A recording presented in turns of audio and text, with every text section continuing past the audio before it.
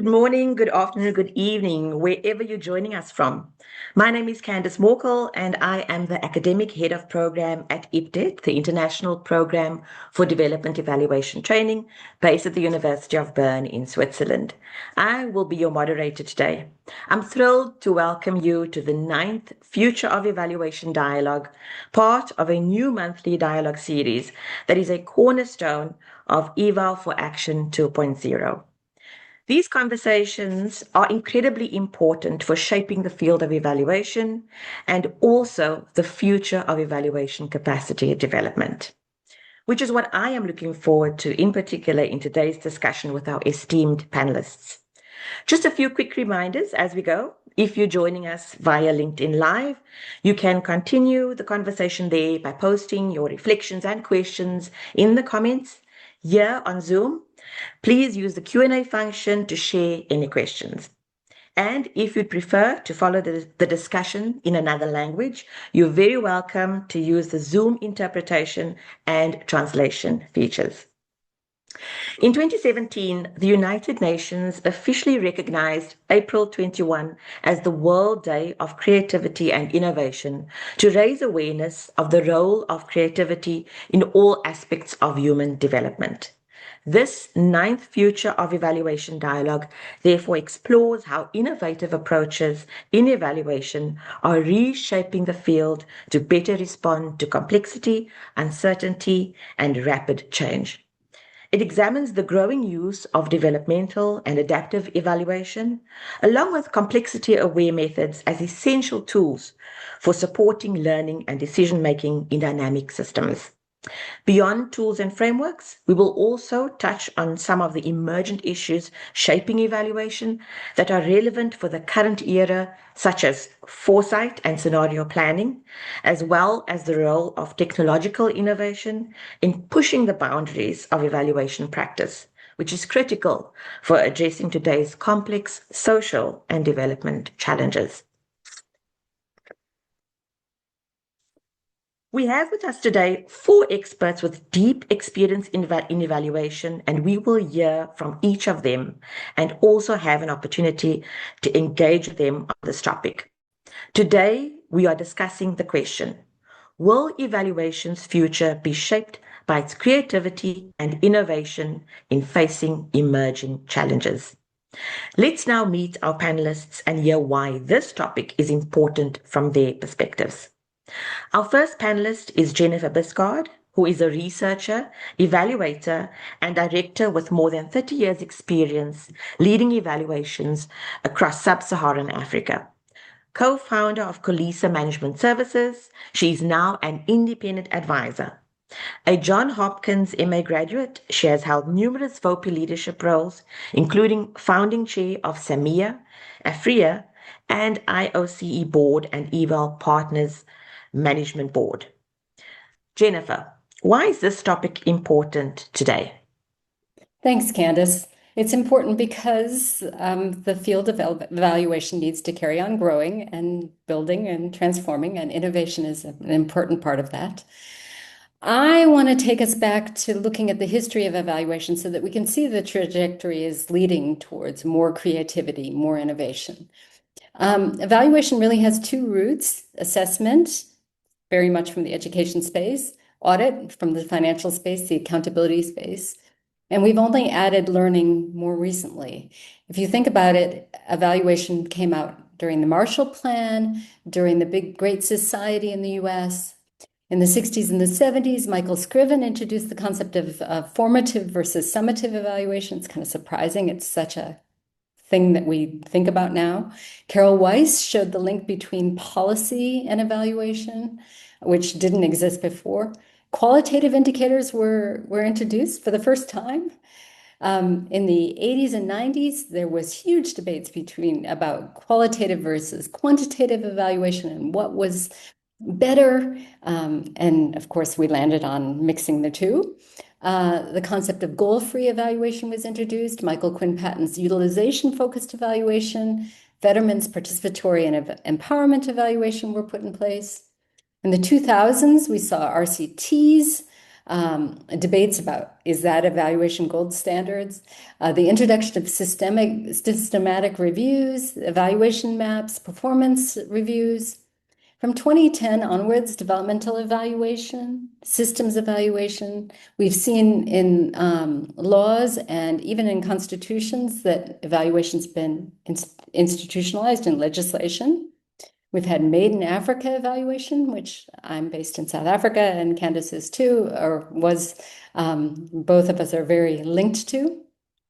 Now from 2020, we can see rapid evaluation, the use of big data in new and wonderful ways, AI, and transformative evaluation, which I'll come back to.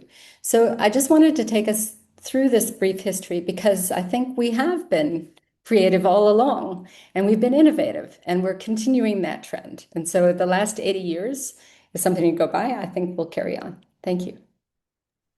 Thank you so much, Jennifer. And I think it's really important to look at the history of evaluation as well, particularly for those who might be entering the field, later on, and looking back at where some of the challenges were. And you really mentioned some of the methodological concerns, and I think we were stuck there for a very long time.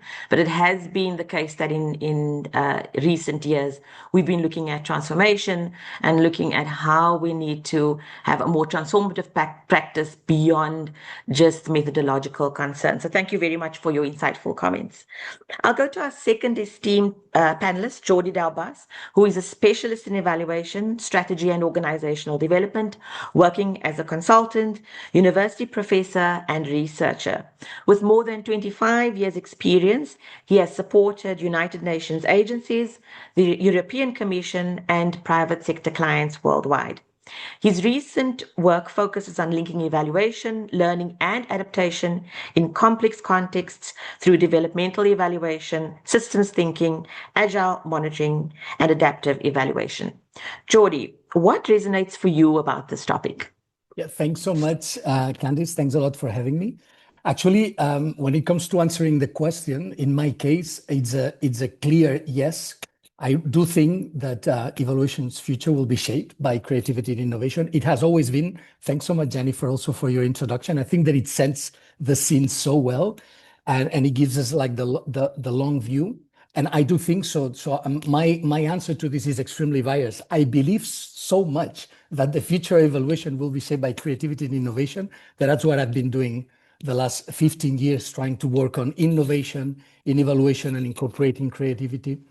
I also think that actually how evaluation is fit for purpose in the future and how inquiry frameworks in evaluation remain relevant has a lot to do with this question as well. We all see volatile, turbulent, and uncertain contexts. So how evaluation methodologies and frameworks fit that is absolutely fundamental if we want to continue relevant. And that involves a lot of innovation because it's a moving target. And also, I also see like adaptive programming, agile programming coming in, decision makers wanting to know fast, quickly inputs from evaluation. So, agility has also set into the scene, and we do need to innovate and to be creative as well on how we incorporate this agility. And also this evaluation is not longer, I see, looking backward and learning what happened and why and to whom and for what reasons. Is also looking into the future. I think this is something that we will talk about. So there is a lot of change coming in. It has been there all the way along. Thanks again, Jennifer, for that. But I do think that creativity and innovation absolutely is something that will shape the future of evaluation. Over to you, Candice. Thank you so much, Jordi. And certainly, I think it also speaks to maybe some of the newer competencies evaluators need to be developing. Because just as Jennifer talked about the history of evaluation, before it was all about being methodologically proficient and being able to produce rigorous evidence. And now I think there's a broader range of competencies that evaluators need to understand and know how to bring to the table.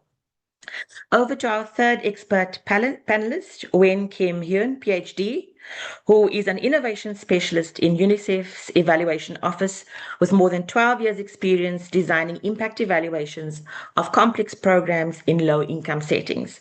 She applies data science and AI to strengthen methodological rigor. Previously at Columbia University, her research focus was multidimensional poverty measurement. Yen, what is important about this topic for you? Hi, everyone. What's really important is to think about innovation not just as something very complex and something that's hard to learn. Innovation exists in every industry. And for evaluation, for our work, it's not just about methods, but it's about how evaluation adapts to growing complexity. There are increasingly complex and interconnected problems, and we have to think of innovation as broader than that, not just using AI, but using AI to leverage the amount of data that we have at our fingertips now. In general, whether you use AI or not, it is humans in the loop is foundational because we can frame the right questions, we can interpret the findings in its context, we can challenge whatever biases that AIs might give us, and we can still maintain credibility and trust. So we think of AI as our thought leader, really. And with this, I think think of innovation beyond like data science and methods, but think of it as like where we can add our tacit knowledge and wisdom and field level experience to make judgments on the information that AI represents by running large language models. Thanks. Over. It's very much, Yen. And I think with that kind of topic right now, a lot of evaluators, I think, are grappling with it. How do we actually respond to this? How do we integrate it into our work? So I think you've touched on very important aspects there of the human element, and how do we begin again having newer competencies, and how do we bring that to the table? And last but certainly not least, I turn to Uga Ntezek Honchidoj, who is an independent evaluator and consultant with a background in sociology. She specializes in program evaluation at the intersection of policy, systems, and institutional learning across diverse development sectors. She has contributed to evaluation networks, including Eval Youth Asia, Eval Youth Mongolia, and the Mongolian Evaluation Association. Uga, what about this topic is important for you? Thanks, Candice, and also thank you, our other panelists. And I would say that the future of evaluation is in this regard at the moment, not just shaped by the creativity and innovation, but is becoming dependent on how we respond to this current uncertainty we are facing today, like shifts in global power dynamics, the AI, the technological change, and also ongoing crisis. For example, at the moment these days, I'm just working on an evaluation of a program that has been affected by COVID, 2 times of wars, 2 times of elections, 3 times of changes of government, and 1 natural disaster on top of many other smaller changes. And I think this is the reality we are dealing with today. Like only a few years ago, for example, at the beginning of that program, we couldn't have anticipated this level of disruption. And it seems like at that time, the future of evaluation was kind of very general future, but the future is already here, I think. But yet the field evaluation is still kind of trying to catch up. As our other panelists mentioned, that traditionally evaluation focus on those assessing results, lessons learned, the deforming decisions, etc. But in the world of this kind of uncertainty and complexity, I think evaluation is in need to help anticipate, adapt, and navigate the change quickly, almost real time. But at the same time, we should not forget that evaluation is still a new field in most of the countries, especially, for example, in Mongolia. It's not fully professionalized and institutionalized. So there are communities, indigenous people, local people who are still new to the people and learning just the basic awareness and they're relying on the past models and practices. But here we are talking about these innovations, creativities, and shapes of the evaluation literature. So now we can see the gap, right? Like between this current reality and our upcoming reality. So I think here in this gap, we can have, to fill this gap, we can have more number of local evaluators and also young and emerging evaluators who is not always attached to what things have been like before, but more open to trying new approaches without any fear, more awareness to the need of including different voices in more meaningful ways. Thank you. Thanks very much, Uga. I think your comments perfectly captured what we're trying to discuss here today and where we are in evaluation. And I once heard somebody say something very interesting, that in order to think out of the box, you need to first know the box. And so I think we really, especially for institutions and individuals who are new to evaluation, we need to communicate the historical tenets of evaluation, but at the same time, very quickly have evaluators and evaluation move to the place where we can deal with this complexity. And I think in the past 5 years or so, I think, as you mentioned, particularly since COVID, evaluators had a process of self-reflection. How relevant are we at the time when society is experiencing massive complexity, massive uncertainty, complexity and ambiguity. And I think that sort of started, even though it might have been a trickle before that, but a tidal wave of reconsideration of what evaluation needs to be and how it needs to show up in decision-making systems and processes. And this need to really deal with complexity and be adaptive, I think, is incredibly important. So thank you very much to all the panelists for your incredible insights. Now, we'd like to get you as the audience involved to spark a bit of conversation amongst the panelists and all of us here together ourselves. And to do that, we're going to launch a quick live poll with a bold statement. And it should be popping up on your screen right now. The poll asks, if evaluation clings to familiar tools while the world grows more complex, the future will be defined not by its insights, but by its irrelevance. Only a commitment to creativity and innovation can bridge the gap. I see some people are already responding. And in the meanwhile, those of you who are watching us on live on LinkedIn, you can please feel free to write your answers in the comments. You have 3 options to choose from. You could either agree or disagree or have a nuanced view. So please go ahead and vote now, and let's see where this room stands.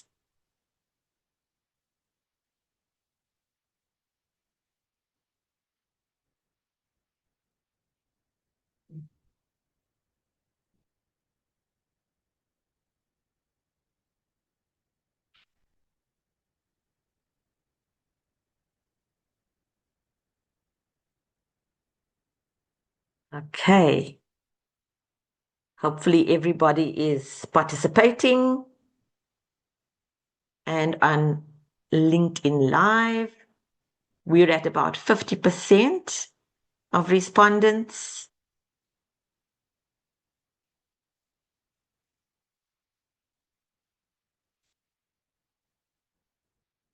Okay, I think we've got a critical mass of people who have responded. So we can look at the results. Okay, so 66% of the room agree with the statement that we have to commit to creativity and innovation to bridge this gap of complexity and where we are historically as evaluation. Interestingly, I'd love to hear when we have the discussion, the open mic session, for those of you who have disagreed, 8%, what your stance is on that. And then we have 26%, which is a nuanced view. So very, very interesting. Thank you so much for participating in that. What we like to do now is to actually hear from our panel. What is your take on these results? So again, you are welcome to agree disagree, or share the nuanced view. And feel free to respond to each other as well. So let me start with you, Uga. What is your stance? Thank you. And in this case, I'm going to take a nuanced position. Yeah, on the one hand, I would agree with the core concern, but however, I wouldn't say that the creativity and innovation alone are the solution, because the reality we are facing is, yeah, as we just talked, it's more complex. And if we push too quickly to apply those new tools and methods, like without the powerful or strengthening the foundations, there's a risk to create wider gap between those countries, practitioners, and also the experts who are very close to the resources, etc. So in this case, I'm going to take a nuanced position. Thank you. Thank you so much. Jody, what is your view? Yeah, my view is also relatively nuanced. My view is a bit from a methodological point of view. We can the tools, the tools that we use in evaluation, they are the answer to a question.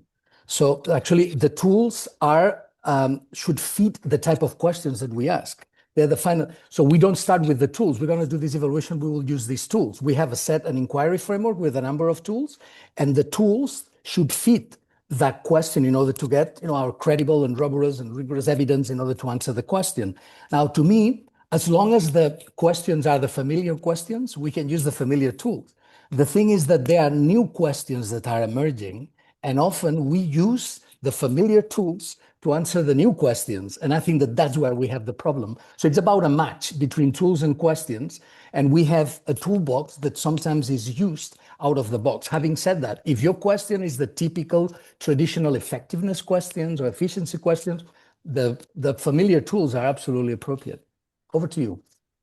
Yes, Jody. At least one audience member agrees with you, because I saw some comment popping up that is quite similar to what you've just said right now.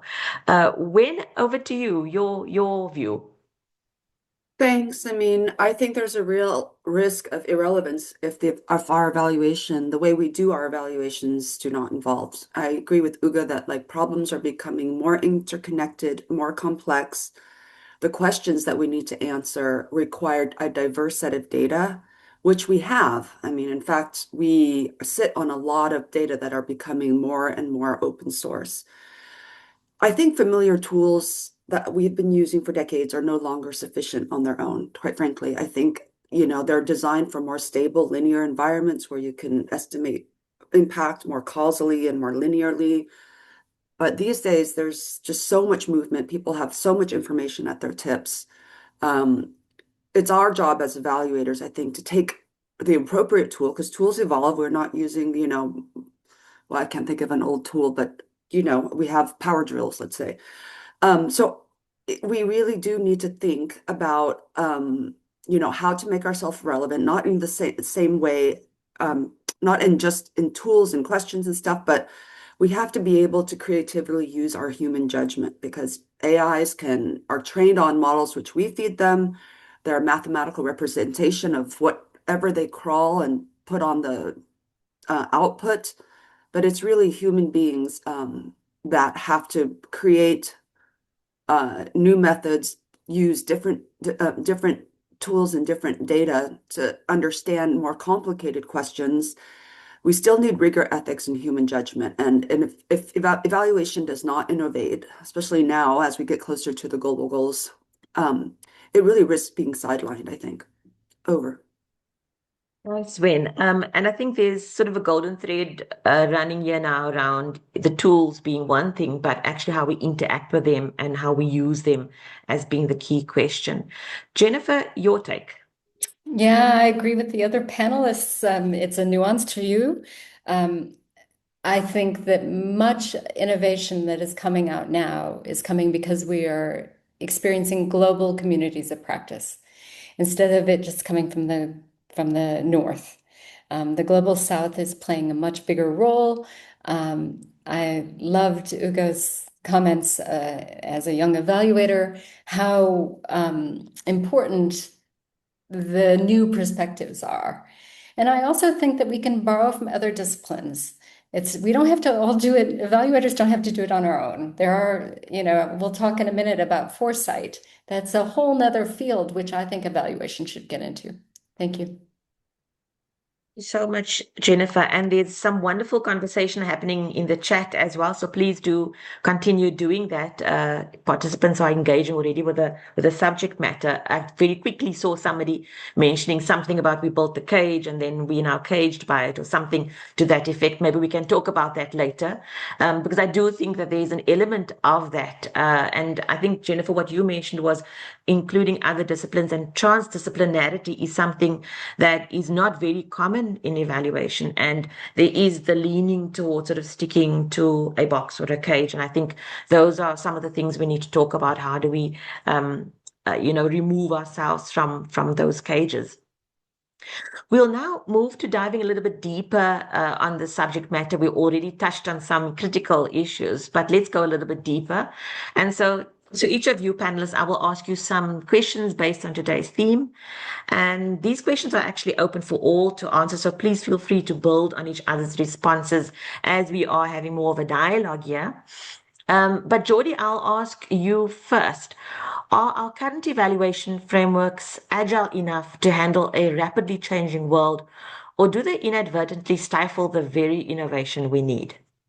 Yeah, I would start answering this question looking at the fact that my experience, and of course it's a biased experience, is the one that I have. I still see a lot of evaluation frameworks that build on the powerful traditional summative framework that most UN agencies and the European Commission as well have been following for a lot of years.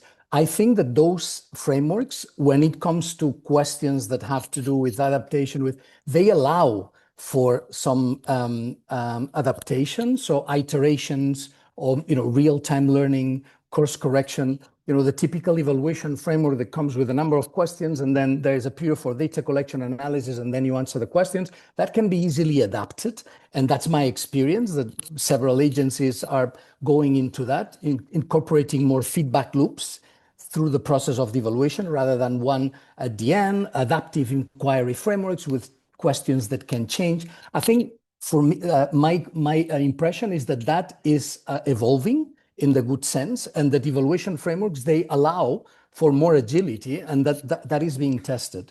To me, if I may, the issue is more the contractual and the administrative frameworks that go with evaluation. To me, that's the thing. Because methodologically, we can adapt easily. But then what you see is developmental evaluations or evaluations based on emergence, and which means that you do not know what will happen over the next 6 months during the evaluation. You don't know how many loops there will be. You don't know yet the contract framework, the contractual framework with that particular agency is a framework that is pre-established from the beginning. It's based on deliverables, on reports, and then the payments are based on deliverables. You see, so we export the framework, we're exporting the framework from the traditional summative. Then you may have a very innovative, adaptive inquiry framework with the traditional contractual and administrative framework, and that creates a lot of tensions. Yeah, to me, that is the issue. Over to you, Candice. Jude, I think that's a really important issue, because you might have evaluators who are becoming more agile and able to deal with complexity, but the institutional bureaucratic systems are not able to ensure that those are implemented. And very often, for example, when we do evaluation capacity development or we train new evaluators, we tell them, you can do all of this, and the world is open in terms of evaluation methods, approaches, frameworks. But they will say to you, but in my institution, I can't do this. Or as a consultant evaluator, the terms of reference are standard, and they really are ironclad. So I think that's a really important distinction between what kind of frameworks are we talking about. Yes, evaluation frameworks can be really new and transformative, but the institutional frameworks within which they live, those perhaps haven't changed. moving on now to Jennifer, how can evaluators then move beyond methodological experimentation to embed creativity, foresight, and adaptive learning as core competencies of the profession? So foresight for me is another discipline, actually. It's not the same thing as creativity or adaptive learning.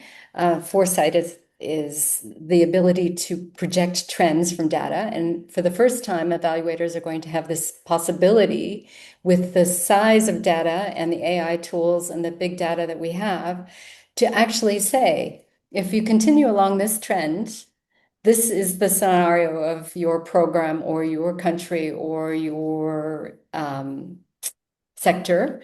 And you can say, but if you change these, the trajectory changes. So the scenario, it's often used in agriculture, that if we carry on in the trends that we are now in Africa, we're going to see corporate agriculture taking over from smallholders and really the destruction of the natural environment. So how do we take those trends and move them? So that's another tool, I think, and something that evaluators need to become familiar with. In terms of transformative evaluation, or the concept that I introduced when I was talking about history, we're starting to really value the planet and the place that we live in. And there's so much interesting innovation happening out of communities of practice. Some of you will be familiar with Blue Marble evaluation that really focused on the polycrisis. You have footprint evaluation, which is Patricia Rogers' focus on creating fabulous tools to help you measure not just the impact of your program on people, but on the environment and the ecosystem. You've got the newest one, which is called regenerative evaluation, and I encourage everybody to look it up and join the community of practice there, because there's some really important stuff coming out of that. And then Donna Potems, who's a fellow South African, has been writing about feminist evaluation, which really talks from a feminist point of view. However, it really has at its center equitable evaluation practices. And I think these principles are things that we can bring even to those clients who are a little bit not so cool with it, and implement them into our practices. Thank you. Thanks, Jennifer. And I think, it's really important to talk about the evaluators toolkit, because, where we came from was about, methodological rigor and, all of the foundations of good evaluation design and a good evaluation implementation. And we saw these other kinds of methods as sort of being extraordinary or nice to do and nice to have. And I think we're moving beyond that now to say, no, even if you're a young, emerging or new evaluator, new to the profession, you need to be understanding how all of these, and of course, you can't know everything. That is why we work together collectively, collaboratively, and collaborations are growing stronger and stronger, because there's a sense of, with the complexity, we can't, do everything ourselves. But that doesn't mean that we can sit back and say, oh, well, I'm only focusing on this kind of approach and this is my bread and butter. We have to actually explore those other methods as not nice to haves any longer. When over to you, what risks, ethical, political, or epistemic, emerge when embracing technological innovation, AI, and new data sources in evaluation? And how can these be navigated responsibly?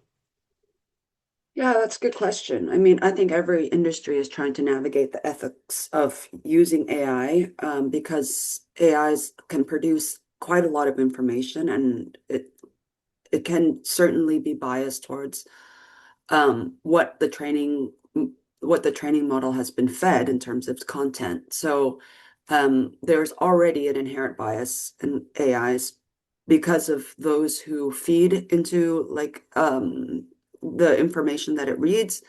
There's misrepresentation. There are real ethical risks, but they're not abstract. I mean, it can, AIs can encode and simplify bias, especially when trained on incomplete or skewed data. And it risks it can risk reinforcing inequities instead of really revealing them. But I think I guess another issue is that we rely a lot more and more on AIs. I don't know about everybody else, but like I tend to use it more and more every day in my work, right? So um, using it every day also requires sort of like an ethical principles that we have to use our judgment without, use our judgment over the automation. So we read it, we critique it, we look at other sources of information, we try to reflect our own judgment. And I think that's where our ethics can really be powerful, is that um, we need to kind of tune into our own judgment on what the AI is bringing us, question it, and it is our thought partner more than something that just provides us information that we can use. We really engage with it in a way to present both sides of the argument. And if people do use AI to present debates or write debates, it's quite interesting how strongly it can argue both sides. And so we risk that potential, pitfall that we just ask this question and then it gives us an answer that we have to take automatically. I think as I said earlier, I think there's really a need in this sense in ethics and providing the guardrails that we need to keep humans in the loop. I mean, there's no question that for interpretation and decision making, we really need to make sure that we're involved in this and how we interpret what is happening and reveal the transparencies of where we got the information. And as my panelists have been saying, there are different methods now. There are different sources of information. So there must be more pluralism in how we gather information, how we interpret it, how we make decisions from it. Thanks.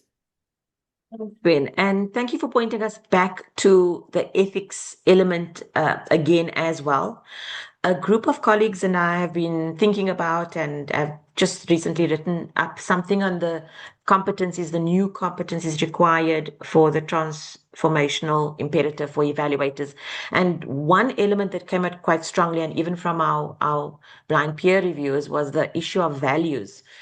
And I think that, your values, what you hold true, and how you operate in the space when no one else is looking, because it's going to become harder and harder to, perhaps even distinguish between something that is being produced by AI unless you really do, your homework around that.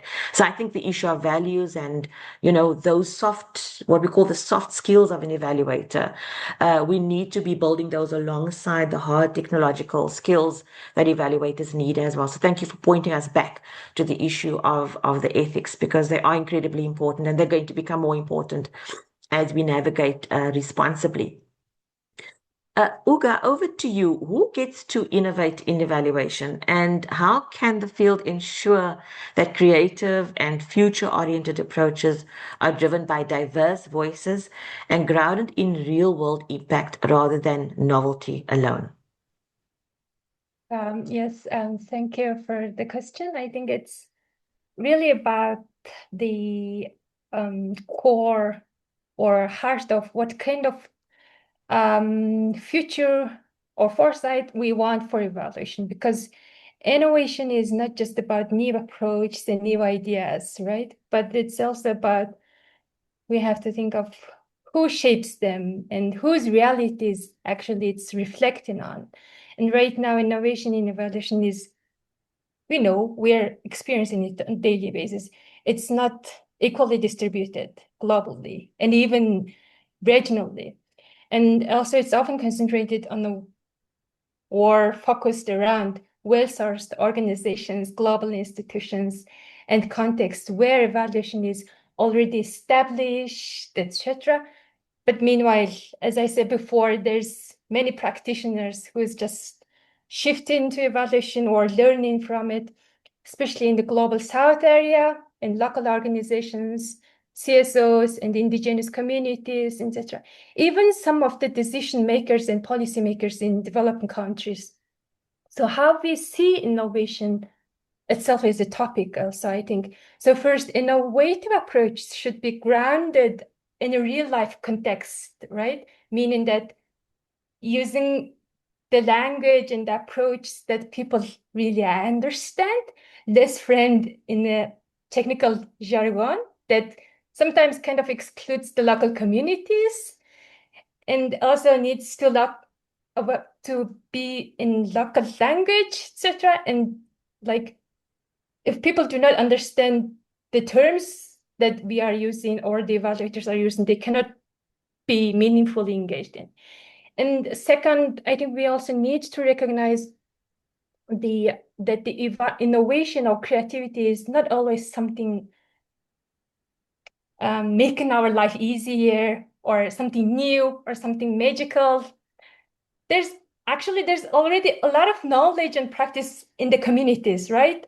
That is about their local traditions and their local or cultural ways of learning or informing the decisions maybe that we might have forgotten, or like the systems, how they ensure the accountability in their systems, etc. So oftentimes it's kind of been overlooked. So we also need to recognize it, and then we need to be more intentional about who is going to be participated in this shaping the evaluation by creativity and innovation, which means creating a space or enabling the environment for the local communities, traditions, those community indigenous people, and these young professionals coming to the evaluation, etc. But not just by symbolic inclusion, right? I mean, but more meaningful ways of that they can contribute their efforts, bring into real life and the ideas, and challenge their assumptions, also experiment or try their way of approaches. This can be also one of the ways of being innovative. So it means that valuing the different types of knowledge in the communities already or in the country, that yes, we need technical expertise from the professional experts, but also the living experience of the community knowledge is also a valuable thing. So in the end, at the end of the day, it's not only a question about who gets innovative, but also whose voices are included, who is benefiting from that innovation. And lastly, actually, it's about whether the life quality of people is improving or not through that innovation. Yeah, that's, I think. Thank you. Thanks very much, Uga. And I really appreciate what you're saying, that these new innovations, they're not a magic pill or a magic solution. They have to still be used in a thoughtful, responsible way. And there are problems and systemic issues that these issues are not, or these new technologies are not going to magically resolve, and may actually create more problems. So our issues with equity, our issues with power asymmetries in the world, and systemic ways in which the world operates will not be resolved if we just layer on new technologies that don't deal with the systemic issues. I think that is really, really important.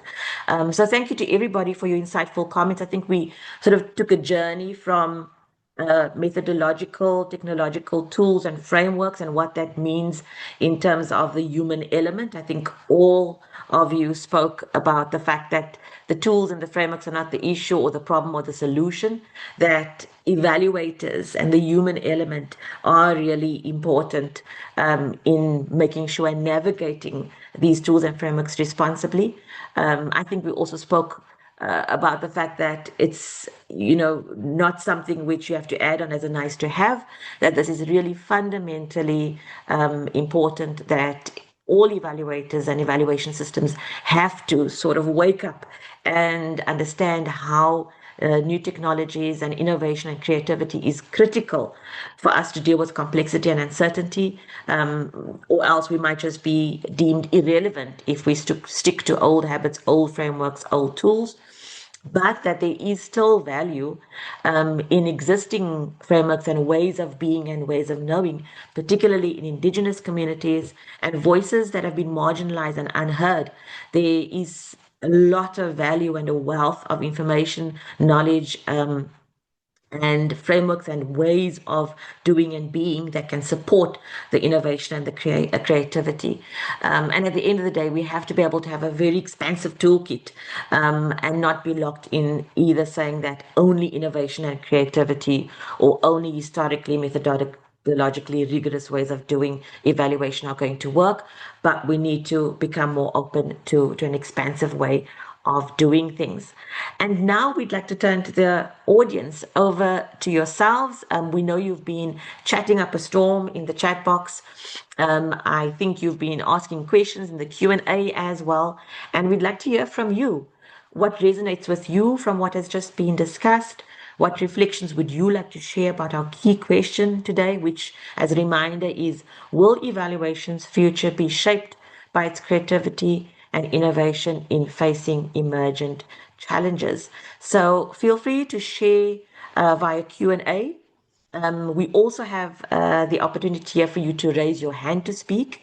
So if you'd like to speak, please do raise your hand. We'll be watching to see whose hands are raised, and we will be calling you and giving you the mic, so to speak. And if you are watching us on LinkedIn, we see you too. You can also ask your questions by commenting. Let's see. We could we have some hands? I think that would be really interesting to hear from some people who've been giving us wonderful engagement in the chats. I see a lot of movement in the chat. I see some names. I see Silver, you are here, giving us very important inputs. I see Jerusha, you're here as well. I see Doha. We'd love to hear from you. Yes, Ngange has their hand raised. Please, will you go ahead? Your mic will be unmuted.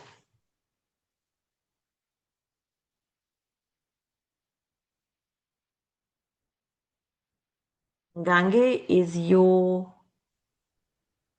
Here we go. Hello, can you hear Hello, me, please? yes, we can hear you now.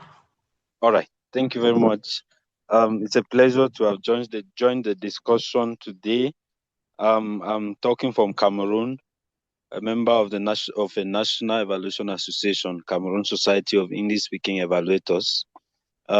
It's a privilege for me to participate, and I think this was a very important topic for me to also get to know from professionals in the room.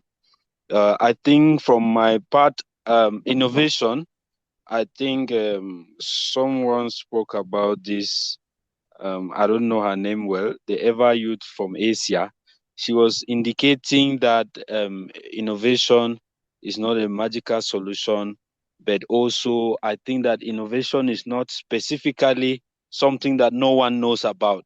It's simply something that maybe is like a kind of astuteness, the ability to understand what specifically is required at a particular moment to resolve the situations that we have at hand.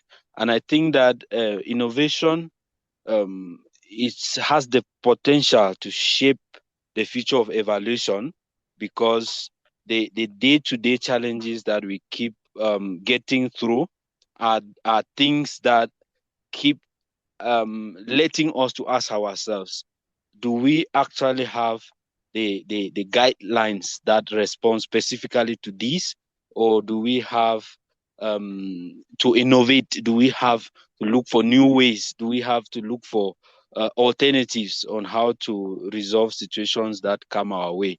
So I think that as much as we have laid down evaluation standards, it is also proper for us to continue to reflect, because we have new challenges, and certainly we can get to have new additional criteria on our evaluation structure to see that evaluation continue to be more relevant as cultures are different, and as times are also changing. We continue to remain relevant if we are innovative. Thank you very much. I think this is my contribution, and over. Thank you so much, Ngange. That's incredible. I think that's such a critical question. Uga, did you want to respond to that maybe? I see you are unmuted or you're highlighted on my screen. And it's to all the panelists. In fact, I think that's a comment that is really important about, we are all these tools and frameworks. Do we create new ones? Um, Uga, would you like to talk to some of that? Well, basically, this is how I think, or how I see when we talk about the innovation is.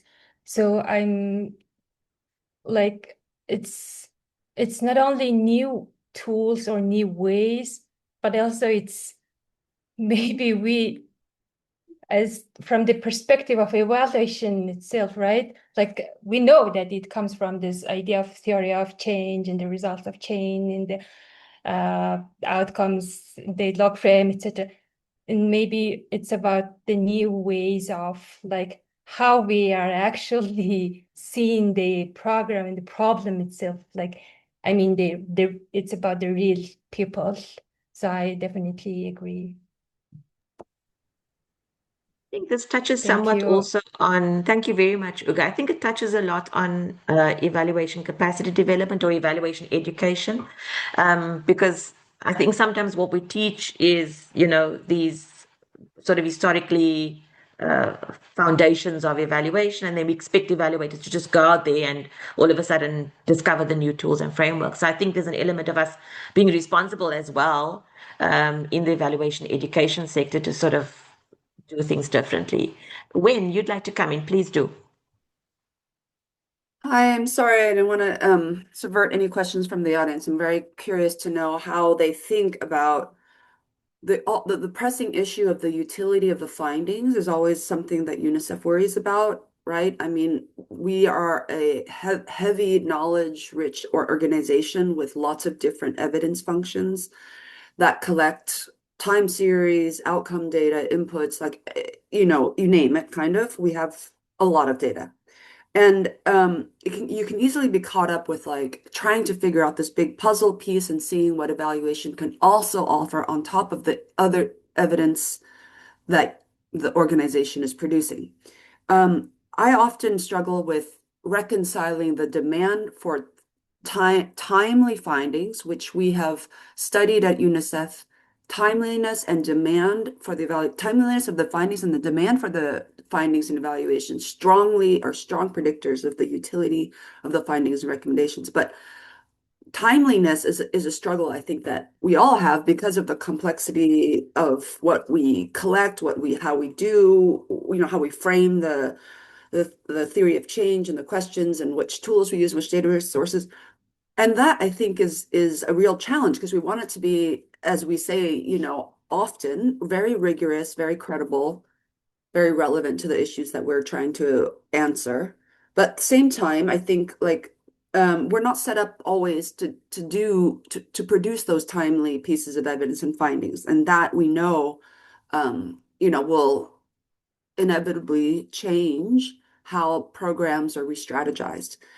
My last comment is like, I really value the push for building national capacity. I mean, there is a level of wisdom and understanding at the national level that or international evaluators will just never really understand. And I think, to address timeliness, to address capacity building, as we always talk about, and to invent and think about new ways to understand the communities and reaching people that are hardly ever surveyed or polled or is really what I think national capacity building for evaluators on the ground would bring to this innovation, creativity, and a stronger relevance in our practice. Thanks. Over. Thanks. I can't agree with you more strongly because I think that there is a push for country-owned, national, local strengthening of evaluation systems, meaning the systems that produce the evidence and use the evidence. So I agree very strongly with you on that point. We have some LinkedIn questions coming through from Via Narayan. Via is asking how developing MAL portfolio is becoming more relevant in the changing context. I'll read it again. How developing Mal portfolio is becoming more relevant in the changing context. Could I challenge all panelists to give it that one a go? Jennifer's got a response. Go ahead, Jennifer. I think it's all about the feedback loop. And once again, a MEL portfolio is about monitoring, evaluation, and learning. Quite often when we do assessments, we find that the monitoring data is collected, but it is actually delinked from the learning.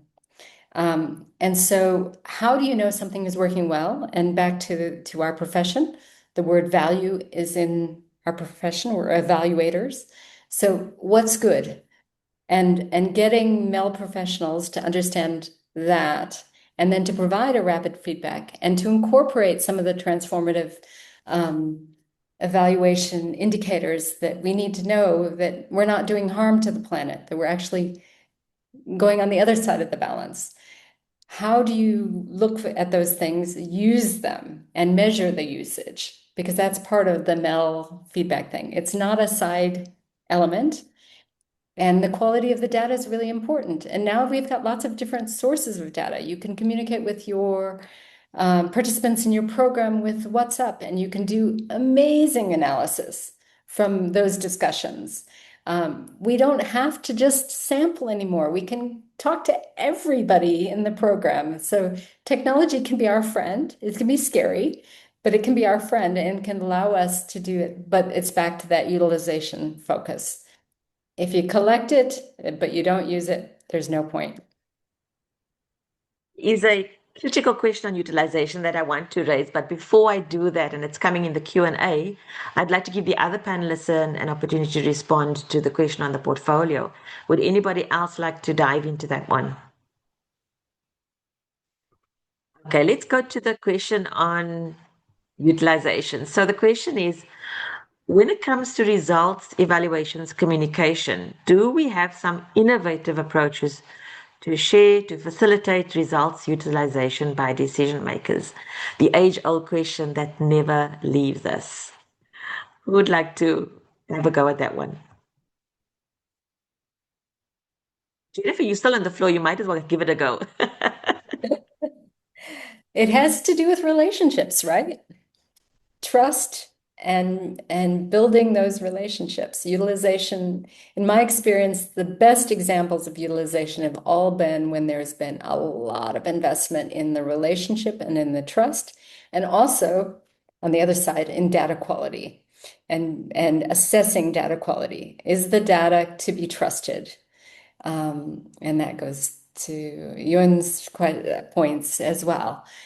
And if you put those two together, and the other one that I always do when I have an evaluation or even MEL findings is that I don't come up with the recommendations. I do a sense-making process with the evaluand and ideally beneficiaries of the program and donors or clients, other clients. And you have everybody in the room, you're validating the findings. Yeah, that makes sense. Yeah, that doesn't make sense. It's actually got another reason. And then get them to write the recommendations. And when they write the recommendations and then grade them according to ability to implement them, speed, cost, you get an ownership of that evidence. But it has to be a trusted relationship. And you never walk into those workshops not without everybody already knowing what the findings are. There should be no surprises. I think some of us learned that the hard way, right? I certainly started it was the M and E at the time, the South African government, with a beautifully constructed system, electronic sort of, solution that was done in the background with an IT company, and there was no relationship with those who had to actually input the data, and that was a spectacular failure. So we need to learn from those failures, and I think many of us have learned from those and realizing over time that the relationship is important. And I think we spoke about this when we started this dialogue about the soft skills, right? It's about understanding power, understanding your values, understanding ethics, understanding how these things are tools and the human element has to come into play. So I think more and more as we're speaking today, we getting to understand that the tool is the tool and the framework is the framework, but the human element and those competencies are incredibly important. And I see there's people saying they 100% agree with you, Jennifer. And it's interesting because there's a view, and I think there's a polarized, contested view on whether the recommendations are the task for evaluators or is it the responsibility of the evaluant, or those are who are being evaluated. And I think there's a contestation there that there are some in agreement in either one or the other. That could be an entire panel on its own, but just to highlight that this is really something that sometimes in the real world becomes a contested space, especially for independent evaluation units of multilateral development banks. There is a question from Anup, where when it comes to innovation in the space of evaluation, what are the current tools integrated with AI a young and emerging evaluator should consider? This is such an important question because there are so many young and emerging evaluators or those new to the profession who are sort of trying to muddle through what is it that I need to know. And the question goes, in what way the approach of using such tools would be innovative? Who would like to have a go at that one? Then we have Tom Grayson's hand raised as well. Tom, I will take you next. I will check whether any of our panelists have a response to Anup with regards to what a young and emerging evaluator should have in their toolkit. Imagine somebody really just starting out and being like, I don't know where to start. What advice could you give them?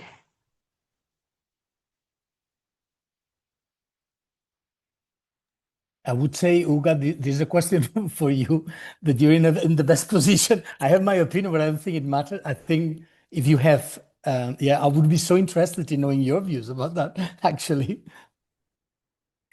Well, thank you. But actually, in terms of using AI at the moment, I'm also kind of being very considerate and very cautious of using AI for the evaluation because, yeah, as we were talking before, it's about ethical issue. And also, most of my the contracts and the programs that I've been involved in evaluating is they cover this very specific confidential informations, etc. So that's how at the moment I'm trying like kind of to be very considerate of using AI into the specific task of my evaluation related areas. So I'm really not sure.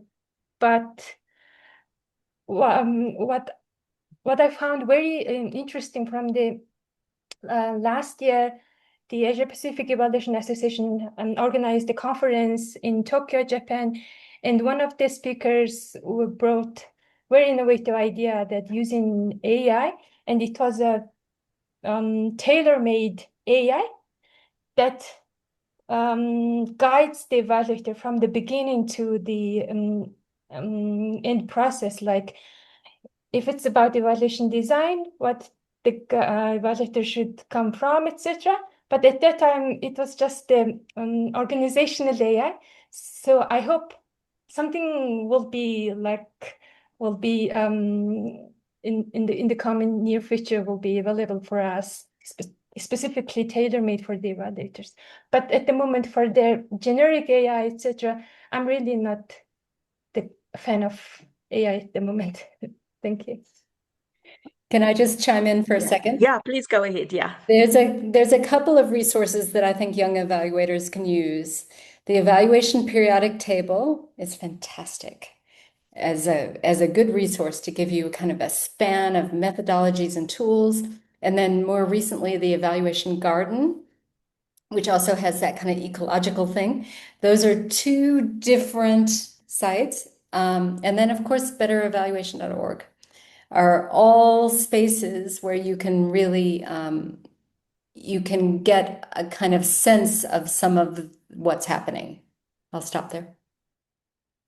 Jennifer, I see Wen's got her hand raised as well, and I'm keen to hear your inputs and support for young and emerging evaluators when?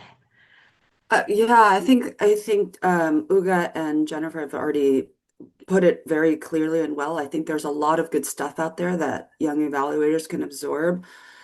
For AI, it's like a freight train that has been coming for a while. There's no way to avoid it, and so we have to think carefully about how we use it and do it ethically and responsibly. But it's going to be a part of our lives forever. I would say for a young evaluator, it's evaluation is about learning, not just auditing. It's not about proving, but improving. And I would say to keep that in mind, I mean, I think young people can quickly absorb stuff. AIs can accelerate their productivity in doing things and doing it faster and better. But you have to always remember that, like, evaluation demands humility and pluralism because there's no one method or one AI tool or one innovation or world view that holds all the answers. And I guess lastly would be like relational. It's also about relational. It's evaluation is relational and contextual. So, who defines success matters. Um, and lastly, it is hopeful as it works on as hopeful as it assumes people and systems can improve. So thinking of evaluation as more an adaptive learning tool, and remembering that there's a lot more that we don't understand, that the AIs don't tell us at all. So it's really important to understand that and question it. Thanks, over. I think that those are appropriately cautious responses to all of us, not just the young and emerging evaluators. And the colleagues at Merltech are doing an amazing job of actually really digging deep into responsible AI and data governance. So I would encourage those of you who are interested in that to go over to Merltech and see what they are doing. They also have some training courses and so forth. In fact, they're actually going to be doing one of their courses at IPDET this July as well. And they really have been taking a deep dive into this question on, how to use AI and other tools responsibly as well. Tom, I have not forgotten about you. Tom Grayson, please, I'm sure the team will unmute you and you can go ahead and make your input. Okay, can you hear me? Yes, perfectly. Thank you. Yeah. Um, One of the most useful tools for myself is something that Jane Davidson has written and talked about extensively, and that's the use of rubrics for innovation as well as a transformation, because they make complex change visible, measurable, and so forth. In innovation settings, results are obviously messy and hard to measure with simple tests or tools. And rubrics help evaluators capture the quality of the process and the depth of transformation, not just whether a target is reached. In a transformation context, um, rubrics matter because they help define, measure, and guide change itself. One of the tools that I have used it relates to critical thinking. And evaluative thinking and critical thinking take place whether we know it or not in all the evaluations we conduct. But few of us think about that notion of thinking critically. So when it comes to transformation um, or innovation, for me, the rubric that I use has about 4 or 5 traits, and that is the rubric identifies clearly the problem at issue, the evaluative questions. It also has a personal perspective and position, and it draws from the experience and information that typically is not available from assigned resources or sources. And then there are other salient perspectives and positions, and there are key assumptions, and there's the quality of the evidence. Um, on the key assumptions, um, the evaluator identifies and questions the validity of the assumptions and addresses the ethical dimensions that underlie the particular issue. With that, I'll end there. Thank you very much, Tom. I think that is really important to realize that there are these methods and frameworks and tools out there that we might not see as being new and creative and innovative, right? Rubrics have been around for a very, very long time.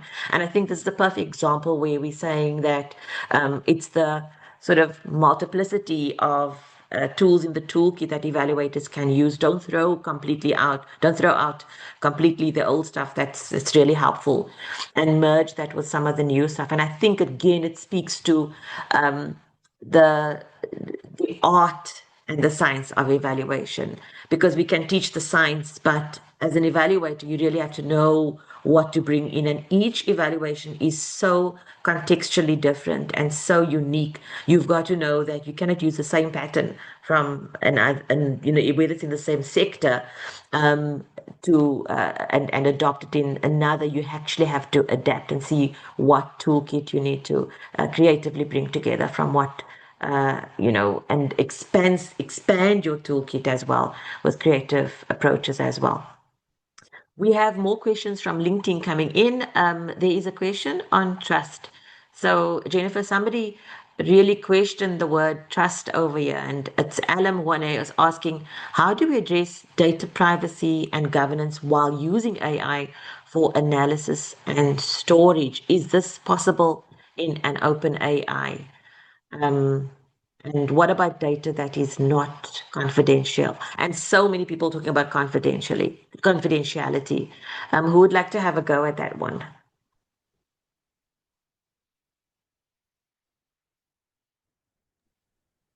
So I'll start, but I think there's more that my fellow panelists can add. So our data is everywhere already.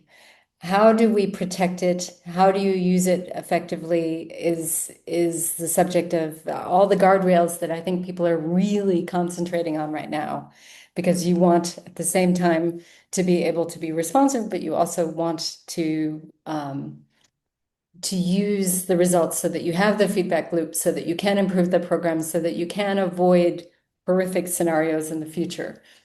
And it's a tightrope, the whole privacy and confidentiality and usage and getting permission and making sure that you have all that in alignment.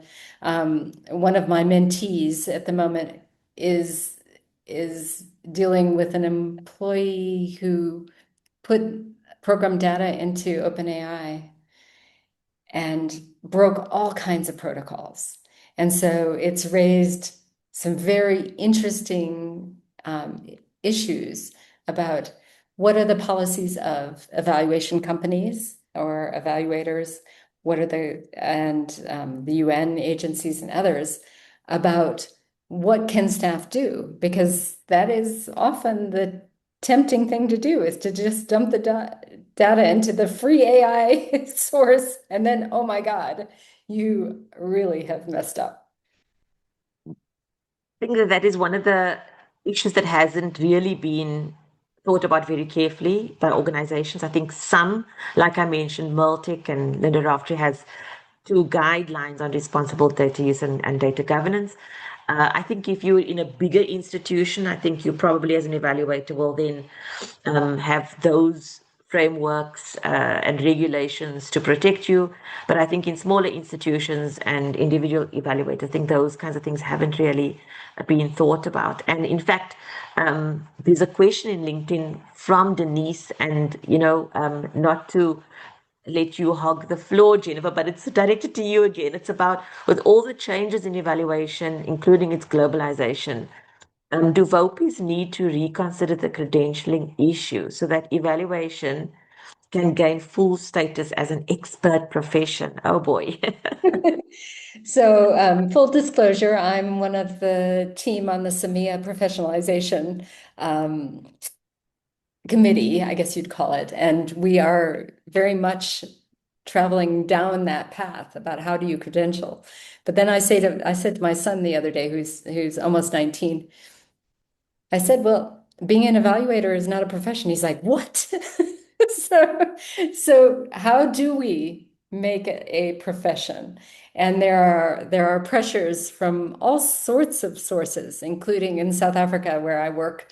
The government has adopted a professionalization policy for the entire government, so now there's huge pressure on the South African Monitoring and Evaluation Association to adhere to that and to say, what is a monitoring and evaluation professional? What is an evaluator? And so I think even though it feels uncomfortable and it feels like it might be restrictive, it is the way that we are going. Because how do you know something is good? You need to have trust. You need to have some sense of what is our indicator for quality. And it may be a credentialing, or it may be another process. And I think we're exploring a lot of those different processes right now, but we do need some way to provide a stamp of approval. And we know that evaluators need experience, not just a degree, in order to do their craft, because it's not just a science, as you pointed out, it's an art as well. So it's I think in train, and I think there are lots of OPEs who are thinking about this right now. Thank you, Jennifer. Does anybody else want to weigh in on that question? I think we've had a lot of interesting comments, and I think we've kind of come to the conclusion that the human element and the evaluator and the competencies of an evaluator are incredibly important, and we need to engage with those. And very grateful for the audience engagement as well. I was looking at it's so difficult to, I'm wanting to engage with all of these comments that are coming up. And I think a lot of the audience members are agreeing as well, that these are really complex matters that, one has to make sure that you are staying on top of the conversation and staying on top of the information. And I think that we have had such an enriching conversation, and I really thank the panelists, first of all, for your comments. We will give you an opportunity to give your final sort of quick round of contributions. But really, to the audience, thank you so much to your participation. It's always great to have you challenge and enrich and bring new dimensions to the conversation. So to wrap us up and to take us to the end of this very, very exciting engagement that we've had and dialogue that we've had, I'd like to have a quick 30-second round of comments from panelists. I'd love you to please share one key takeaway or action point related to our discussion today, something our diverse audience can take forward to collectively shape the future of evaluation in support of a more resilient, relevant, and effective evaluation in today's volatile, complex, uncertain, and ambiguous context. So I'm going to ask Uga, first of all, what is your 30-second quick takeaway for our audience? Yeah, so while getting invitation from this dialogue, I was kind of very careful, oh, it's creativity and innovation, which is, I'm also kind of not sure, etc. But from today's discussion and the engagement from the panel audience, I'm really happy that it seems like we are all kind of at the same page, that we are forward looking, but also we want to be grounded in the realities of all contexts, and in actually to be very close to the people's life. And I want to highlight that one comment that were left by, I forgot the name, but she or he said that otherwise evaluation will always fall on the communities like something coming from the moon, right? So we want to fly to the moon, and we want always be grounded in the earth and human life. Thank you. Thanks, Uga. Love that analogy. Jody. Yes, Abula, actually what emerges for me, it's a broader conversation about power. Because I think, I think a lot of, from the comment from Wien saying that evaluation needs humility and pluralism, and then questions about who innovates, who decides what to innovate, who decides what questions are asked. Once we finish an evaluation, who decides what should be communicated, who communicates, the evaluators, those experienced in the program. So power, who gets to position the knowledge for whom, whose knowledge gets in, gets out. So there is a wider discussion, I think, about power. I've come in touch recently with feminist evaluation. The Canadians have come up with a guide on feminist evaluations. That this aspect of power and this type of an evaluability assessment about power around an evaluation, I think that's a discussion that should be in the ground. Otherwise, it's the elephant in the room. Then we ask questions about, whose data, whose information, who communicates, who innovates, who decides what tools or whatnot. It's all about power. And I think that, to me, the thing that emerges is that we should have that discussion and get the elephant, dancing in the room and looking at it straight into the eye. Over to you. Thanks. Thank you, Geordie. Jennifer, your 30-second comment. Thanks.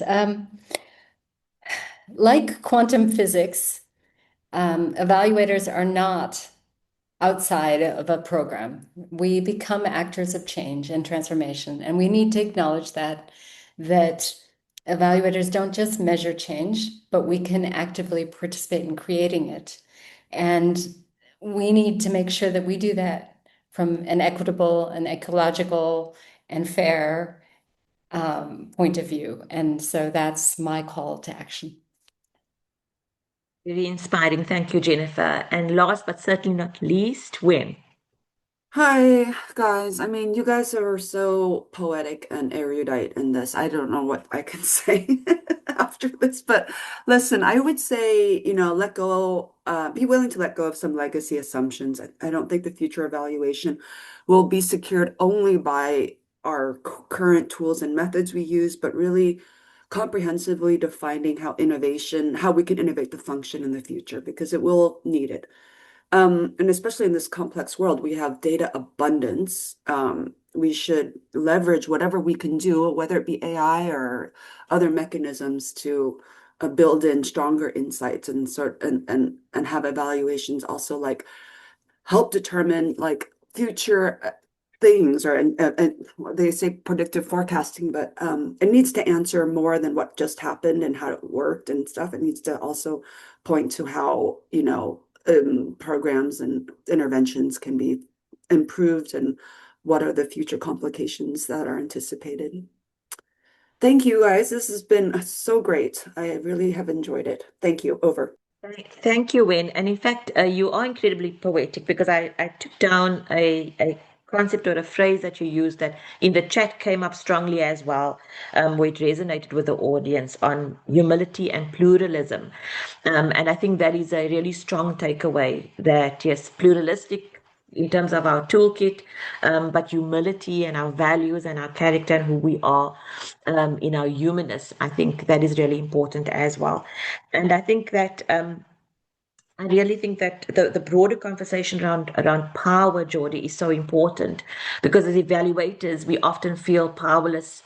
But I have had some colleagues who talk about evaluators being activists in this space. And I think, Jennifer, you did touch on that as well, saying that we can be actors of change, or we can be part of the change and not just providing information that gets stuck somewhere.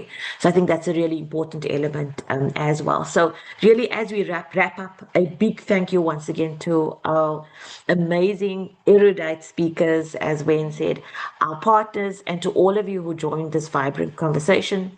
The replay will be immediately available on the UNFPA Independent Evaluation Office's LinkedIn page. And this is the 9th in a series of Future of Evaluation dialogues. So stay tuned for the 10th dialogue in July. Meanwhile, we invite all of you to join the Youth in Evaluation Forum 2026 to be held from 19 to 21 May. You can find the registration link to the inauguration posted in the chat, and it's also available on evalforaction.org. Thank you so much, everybody. Have a fabulous day. Thank you.